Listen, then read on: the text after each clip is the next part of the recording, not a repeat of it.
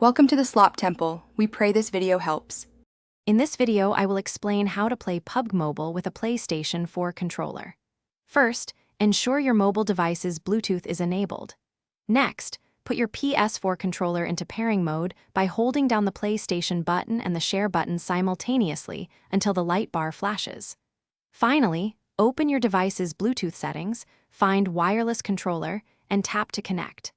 This simple process takes less than 30 seconds, getting you ready for action quickly and efficiently. Once your controller is successfully paired, launch PUBG Mobile. Navigate to the game's settings menu, usually found by tapping the gear icon. From there, look for the Controls or Layout section. Here, you can customize your button mapping.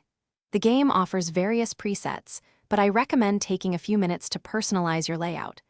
Assign actions like shooting, aiming, and reloading to buttons that feel most natural for your playstyle, giving you a significant advantage. For an optimized experience, consider these layout suggestions.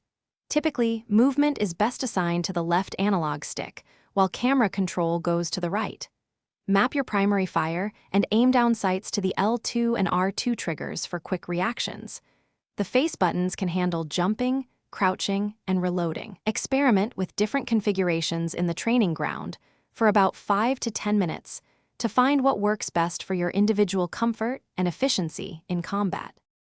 To ensure a smooth gaming session, always make sure your PlayStation 4 controller is fully charged before you start playing. If you encounter any connection issues, try restarting both your mobile device and the controller.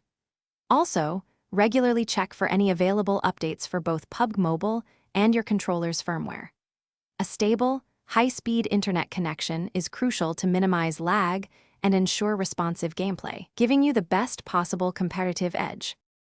Thanks for watching. Consider subscribing if we helped you.